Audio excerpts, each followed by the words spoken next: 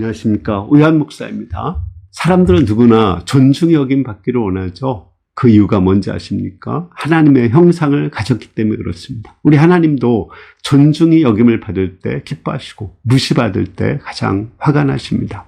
오늘 말씀 통해서 우리가 어떻게 존중이 여기는 이런 세상을 만들 수 있는지 배우고자 합니다. 오늘 말씀은 예수님 안에서 누구나 존엄하다입니다. 요절은 요한복음 4장 7절입니다. 사마리아 여자 한 사람이 물을 길러 왔음에 예수께서 물을 좀 달라 하시니, 사람들은 다 누구나 존중이 여기 받는 것을 원해요. 그런데 서로 무시해요. 왜 그럴까요? 교만하기 때문에 그렇습니다. 하나님은 이 교만 문제를 해결하기 위해서 가장 높으신 하나님이 피조물의 모습으로 오셨습니다. 중죄인의 모습으로 십자가에 죽으셨습니다. 우리가 예수님을 영접할 때 우리는 자존감을 회복할 수 있고 또 다른 사람들을 존중히 여길 수 있습니다. 우리가 하나님을 존중히 여기고 사람들을 존중히 여기는 아름다운 세상을 만들 수 있습니다. 오늘 말씀을 통해서 우리가 하나님을 존중히 여기고 사람들을 존중히 여기고 또 나도 존중히 여김 받는 아름다운 세상을 만들어갈 수 있기를 기도합니다. 1절에서 4절을 보겠습니다. 예수께서 제자를 삼고 세례를 베푸는 것이 요한보다 많다는 말을 바리새인들이 들은 줄을 주께서 아신지라. 예수께서 친히 세례를 베푸신 것이 아니오 제자들이 베푼 것이라. 유대를 떠나서 다시 갈릴리로 가실새 사마리아를 통과하여야 하겠는지라. 예수님은 지금 유대 땅에 있습니다. 예수님의 제자들이 세례를 많이 줬어요. 그러자 바리새인들의 관심이 세례 요한에게서 예수님에게로 돌려졌습니다. 바리새인들은 세례 요한에게 가서 네가 그리스도냐 이렇게 물었죠. 이제 이들이 예수님에게 와서 네가 그리스도냐 이렇게 물을 것입니다. 그러나 예수님은 아직 그리스도라고 밝힐 때가 아니에요. 예수님이 그리스도라고 밝힐 때는 십자가에 바로 죽으시기 전입니다. 예루살렘에 입성할 때예요. 그래서 예수님은 때가 아니어서 유대를 떠나서 갈릴리로 가고자 하셨습니다. 유다를 떠나서 갈릴리로 가는데 그 중간에는 사마리아가 있습니다. 당연히 사마리아로 통행해서 가면 한 3일 길이거든요. 근데 그들은 그 사마리아 사람들과 상종하지 않았기 때문에 그 요단강을 건너서 6일 길로 돌아서 다녔습니다. 그런데 예수님은 사마리아로 통행하여야겠는지라 사마리아로 통행하겠다는 강한 의지를 가졌습니다. 왜 그랬을까요? 그 사마리아 사람들에게 친구가 되기 원했기 때문에 그렇습니다. 사마리아 사람들은 역사적인 배경이 있어서 되게 무시받고 고독하게 살았습니다. 사마리아 사람들은 아수르에서 망한 뒤에 혼혈족이 되고 혼합 종교가 되었습니다. 그들은 유태인들에게 엄청 무시를 받았어요. 사마리아 사람 하면은 마치 귀신 들린 사람처럼 그런 심한 욕이었습니다. 이렇게 무시받고 멸시받자 그들은 엄청 고독하고 외롭고 소외되었습니다. 그러나 예수님은 그들과 함께 하시고 그들의 친구가 되기를 원하셔서 사마리아로 통행하여야 하겠는지라. 하여야 하겠다. 이것은 강한 의지죠. 영어로 말하면 must. 아주 강한 의무감을 얘기하는 것입니다. 예수님은 소외된 사람들의 친구가 되고자 하는 강한 의지를 가지고 이 세상에 오셨습니다. 우리 사람들은 누구나 외롭고 고독하고 소외돼요. 물론 요즘에 왕따 문제가 심각하죠. 이렇게 강한 자들이 약한 자를 왕따시킵니다. 소외되어서 고독할 때가 있어요. 또 늙어도 고독할 때가 있고 어린아이들도 고독할 때가 있습니다. 그러나 강한 자조차도 누구나 사람들은 다 고독과 소외를 앓고 있습니다. 왜냐하면 우리는 누구와 영원히 함께 할 수가 없어요. 심지어 부부라 할지라도 결국은 따로 나중에는 혼자서 죽어야 되는 것입니다. 자녀들도 결혼하면 다 떠나거든요. 인간은 근본적으로 고독한 존재입니다. 아무리 친한 친구도 영원히 나와 함께 할 수는 없는 것입니다. 이러한 고독한 인간을 하나님은 아시고 우리와 함께 하고자 하는 강한 의지를 가지고 이 세상에 오셨습니다. 우리의 친구가 되고자, 영원한 친구가 되고자 오셨습니다. 영원히 함께하고자 오셨습니다. 이 말씀은 제가 아는 한 선교사에게 큰 은혜가 되었던 말씀입니다. 그분은 중학교 때 그 두 친구와 소풍을 가는데 같이 가고자, 짝꿍이 되고자 약속을 했어요. 한 친구가 혹시 펑크를 내면 다른 친구가 가려고 했는데 두 친구 다 펑크를 안 낸 거예요. 두 친구가 화가 나서 이 친구를 소외시켰습니다. 아주 고독했죠. 이것이 마음에 상처가 돼가지고 항상 마음에는 불안, 염려, 두려움, 그런 것이 있었고, 심지어 이제 그것이 나는 누구인가에 대한 그런 고민까지 하게 되었습니다. 근데 대학교에 와서 이 말씀을 공부했습니다. 통행하여야겠다. 이 말이 예수님께서 내가 너와 함께 하게 되겠다. 내가 너의 친구가 되어야 되겠다. 그런 말씀으로 들렸습니다. 그 중학교 1학년 때 그 모습이 생각나고 자기가 아무에게도 말하지 않았지만 예수님은 그걸 아시고 또 자기에게 목자들을 통해서 찾아오신 그 예수님이 마음에 영접이 되었습니다. 그래서 눈물을 흘리면서 그 예수님을 그 친구로 영원히 함께하는 친구로 영접했다고 간증하는 것을 들었습니다. 그렇습니다. 우리가 고독하고 외로울지라도 예수님을 내 마음에 그리스도로 영접하면 예수님은 성령으로 오셔서 영원토록 나와 함께 하십니다. 내가 혼자 걸어갈 때도 또 혼자 잠을 잘 때도 내 혼자서 죽을 때도 영원히 나와 함께 하시며 나의 친구가 되시고 영원한 나의 삶의 동반자가 되어주십니다. 그런 강한 의지를 가지고 예수님께서는 이 세상에 오셨습니다. 5절에서 6절을 보겠습니다. 사마리아에 있는 수가라고 하는 동네에 이르시니 야곱이 그 아들 요셉에게 준 땅이 가깝고 거기 또 야곱의 우물이 있더라. 예수께서 길 가시다가 피곤하여 우물 곁에 그대로 앉으시니 때가 6시쯤 되었더라. 여기서 6시라는 것은 낮 12시거든요. 예수님께서는 하나님이세요. 하나님은 배고픔도 없고 피곤함도 없고 목마름도 없으십니다. 그런데 하나님께서 육신의 모습을 입고 이 세상에 오셨습니다. 배고프고 목마르고 피곤한 그 모습으로 오셔서 우물가에 털썩 주저앉으셨습니다. 왜 그러셨을까요? 그것은 우리 인간이 피곤하고 목마르고 배고픈 그 사람들이 많죠. 그 사람들을 이해하고 그들의 친구가 되기 위해서입니다. 그것뿐이 아닙니다. 예수님은 십자가에 죽으시면서 내가 목마르다 말씀하셨습니다. 예수님은 십자가에서 그 피와 물을 다 쏟으시고 내가 목마르다 말씀하셨어요. 왜 예수님은 그렇게 목마른 그 위치에까지 낮아졌을까요? 우리 모든 인간들을 이렇게 존중의 눈으로 바라보기 위해서입니다. 우리 인간들을 더 존중히 여기고 높이고 또 그들을 사랑하기 위해서입니다. 예수님은 가장 낮은 모습이 되었기 때문에 예수님 앞에서 서면 우리 모두는 다 존귀한 존재고 존엄한 존재가 됩니다. 우리는 예수님 앞에서 나의 존엄성을 자존감을 회복할 수가 있습니다. 왜냐하면 예수님께서 우리를 존중히 여겨주시기 때문에 그렇습니다. 우리가 십자가에서 목마르다 말씀하시고 또 그 모든 고난과 멸시를 받으신 그 예수님 앞에서 나의 자존감을 회복할 수가 있습니다. 그때 우리도 다른 사람들을 존중히 여기고 또 하나님을 경외하며 이렇게 서로를 존중히 여기는 그런 사회를 만들어갈 수가 있습니다. 우리 7절, 8절 말씀을 보겠습니다. 사마리아 여자 한 사람이 물을 길러 왔음에 예수께서 물을 좀 달라 하시니 이는 제자들이 먹을 것을 사러 그 동네에 들어갔습니다. 그 수가라고 하는 그 우물가에 거기에 한 여인이 낮 12시에 물을 길러 왔습니다.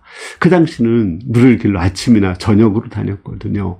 여기서 물을 길러 온다는 것은 그냥 물 깃는다는 의미뿐 아니라 거기서 정보 교환을 하고 의사소통을 하는 그런 곳입니다. 마치 요즘으로 말하면은 SNS로 그 플랫폼과 같은 역할을 하는 거예요. 사람들이 모여서 뭐 어느 동네에 무슨 일이 있는지 또 누가 결혼하는지 누가 뭐 돌이 되었는지 누가 아기를 낳는지 뭐 이런 이야기를 다 주고받는 거예요. 누가 또 죽었는지 그러면서 서로 간에 공감을 하고 서로 간에 소통하는 그런 공간이거든요. 근데 이 여자는 땡볕에 혼자서 물을 길러 왔습니다. 아주 고독한 여자죠. 뒤에 보면 알지만 이 여자는 5 남자와 결혼하고 이혼했고 지금 또 한 남자와 동거하고 있었습니다. 이 사마리아 사람들은 되게 무시받고 있었고 멸시받고 있었는데 그래서 유대인들이 그들과 상종하지 않았죠. 근데 사마리아 사람들이 이 여인을 상종하지 않았습니다. 지금도 만약에 5번 결혼하고 6번째 남자와 살고 있다면 정말 상종치 못할 여자라고 할 것입니다. 그런데 그 당시에 그 전통적인 사회에서 그런 여자를 봤을 때 정말 상종치 못할 그런 여자로 생각을 했을 것입니다. 그렇지만 우리 예수님께서는 그 여인을 상종치 못할 그런 여자로 생각하지 않으셨습니다. 예수님은 딱 봤을 때 여자가 5 남편이 있었고 또 한 남자와 동거하고 있는 것을 알고 있었습니다. 그 뒤에를 보면은 그런 말씀이 나와요. 그렇지만 예수님께서는 그 여인을 이렇게 부도덕한 여자다, 또 나쁜 여자다, 이렇게 정죄하거나 회개하라고 말씀하지 않았습니다. 오히려 예수님께서는 이 여자를 존중의 눈으로 바라보셨습니다. 예수님은 타레박이 없는데 이 여인은 타레박을 가지고 있습니다. 예수님은 모성애가 없는데 이 여인은 모성애를 가지고 있습니다. 예수님은 목마른데 여인은 목마르지 않습니다. 그래서 예수님은 여인을 이렇게 자기보다 더 훌륭한 존재로 보시고 나에게 물을 좀 주시겠습니까? 이렇게 존중의 눈으로 요청을 하셨습니다. 이렇게 예수님 안에서는 모든 사람들을 존중의 눈으로 바라봅니다. 예수님은 누구나 가지고 있는 그 타레박을 보십니다. 나만의 타레박을 가지고 있어요. 그 타레박을 가지고 있는 것을 보시고 그를 존중의 눈으로 보십니다. 또 여자가 그 5 남자와 결혼하고 한 남자와 동거하고 있지만 그것도 인간이 존엄하기 때문에 그렇다고 보신 것입니다. 인간은 사실은 하나님의 형상을 가지고 있기 때문에 사람으로 만족을 못해요. 물질로, 쾌락으로, 그런 것으로 만족을 못하는 존재입니다. 그래서 이 여자가 만족을 못하고 계속 이혼하고 또 결혼하고 그렇게 했던 것입니다. 그 이유는 정말 이 여자가 하나님의 형상을 가진 존엄한 존재이기 때문에 그렇습니다. 사람들은 이 여자를 부도덕한 여인, 죄 많은 여인으로 봤지만 예수님께서는 이 여인을 하나님의 형상을 가진 존귀한 존재로 보시고 물을 좀 달라고 요청했습니다. 이처럼 예수님 안에서는 모든 사람들을 존중의 눈으로 바라봅니다. 복음이 들어가는 곳에서는 언제나 그 무시받는 사람들, 그런 사람들을 존중의 눈으로 바라봅니다. 우리나라도 복음이 들어오기 전에 여자들이 얼마나 무시받았는지 압니까? 이렇게 여자들은 이 담 밖을 나가지 못하고 항상 집 안에만 있고 외출도 할 수가 없었습니다. 심지어 이름도 없었습니다. 우리 선교사가 왔을 때 한 여인이, 이름이 없는 한 여인이 있었습니다. 그 선교사는 그들에게, 그 여인에게 복음을 전하고 또 그 여인에게 이름까지 지어줬습니다. 그 헬렌이라는 이름을 따서 환란이라고 이름을 지어줬습니다. 그리고 신식 교육을 시켜줬습니다. 그분이 2대 초대 총장이 되었습니다. 그분이 김한란 박사입니다. 이렇게 예수님 안에서 그 여인을 존중히 여겨 주셨습니다. 또 그 당시에 우리나라에는 천민들은 정말 사람 취급을 받지 못했습니다. 천민이 누군지 아십니까? 종들이고 백정들이고 기생들이고 광대들이었습니다. 이 사람들은 사람 취급을 받지 못하고 이름이 없었어요. 그런데 한 천민의 아들이, 이름 없는 아들을 데려다가 서양이라고 이름을 바꿔줬어요. 박서양이라고. 그에게 그 신식 의학 교육을 시켰습니다. 세브란스 전 의대에서 의학 교육을 시키고 의사가 되겠습니다. 그가 최초의 의사가 되었습니다. 그분이 누구냐면 박서양입니다. 이와 같이 예수님 안에서는 누구나 존엄하게 됩니다. 지금도 마찬가지죠. 복음이 들어오기 전에는 장애인들도 무시를 받았고 어린아이들도 무시를 받았습니다. 또 나그네들도 무시를 받았습니다. 그러나 복음이 들어왔을 때 이런 어린애, 장애인, 외국인들, 이런 모든 사람들이 다 존중이 여기받는 그런 사회가 되었습니다. 물론 부유한 자들, 건강한 사람들을 존중히 여기는 것은 말할 것이 없죠. 우리가 하나님을 존중히 여기고 서로를 존중히 여길 때 그곳이 천국처럼 변화되는 것입니다. 우리가 낮아지신 예수님, 십자가에서 죽으신 예수님, 그 목마르신 그 예수님을 영접하고 우리가 서로를 존중히 여길 때 우리가 사는 이 세상이 천국처럼 변화될 수 있습니다. 결론적으로 사람들은 누구나 존중의 여김을 받기를 원합니다. 왜 그렇다겠어요? 우리 인간은 하나님의 형상을 가지고 있기 때문에 그렇습니다. 하나님이 존중의 여김 받는 것을 원해요. 성경에서 가장 큰 죄는 성령을 존중히 여기지 않고 모독하는 죄라고 했습니다. 그런데 인간은 교만해서 서로를 무시하고 멸시하고 서로 싸우고 전쟁하고 상처받고 그렇게 살아갑니다. 우리가 어떻게 이 교만을 극복하고 겸손하게 서로 존중히 여기며 살아갈 수 있을까요? 육신의 몸을 입고 오신 예수님, 목마르신 예수님, 피곤하신 예수님, 배고프신 예수님, 십자가에서 목마르다고 말씀하시고 죽으신 그 예수님을 영접하면 됩니다. 나를 황공조, 황태자로 대우하시고 나에게 자존감을 주신 그 예수님을 영접할 때 우리는 그 마음의 교만을 극복하고 또 겸손한 사람이 될 수 있습니다. 뿐만 아니라 이런 겸손한 사람이 되어서 우리가 하나님을 존중히 여기고 또 다른 사람들, 약자들, 무시받는 사람들, 가난한 사람들, 그런 사람들을 존중히 여기며 살 수 있습니다. 특히 요즘에 우리나라에 외국인 노동자들이 많이 오고 있습니다. 이 사람들 함부로 대하고 무시하고 멸시하기 쉽습니다. 이번에도 외국인 노동자들이 화재가 나서 많이 죽었습니다. 그러나 우리는 정말 그 사람들을 하나님의 형상을 가진 그 존엄한 인간으로 보고 존중히 여겨야 됩니다. 그럴 때 우리 사회가 정말 하나님이 기뻐하시는 천국 같은 세상이 될 것입니다. 우리 모두가 예수님 안에서 서로를 존중히 여기며 살 수 있기를 기도합니다. 제가 기도하겠습니다. 하나님 아버지, 십자가의 죽으심으로 우리를 존중히 여겨주신 우리 예수님을 찬양합니다. 우리 예수님 안에서 나의 자존감을 회복하고 우리도 하나님을 존중히 여기고 사람들을 존중히 여겨서 행복한 모두가 존중받는 세상을 만들어갈 수 있기를 기도합니다. 감사합니다. 예수님의 이름으로 기도했습니다. 아멘. 우리 예수님 안에서 우리는 정말 존엄한 존재죠. 우리가 예수님 안에서 다른 사람들도 존중히 여기고 무엇보다도 하나님을 경외하고 존중히 여기며 살 수 있기를 기도합니다. 감사합니다.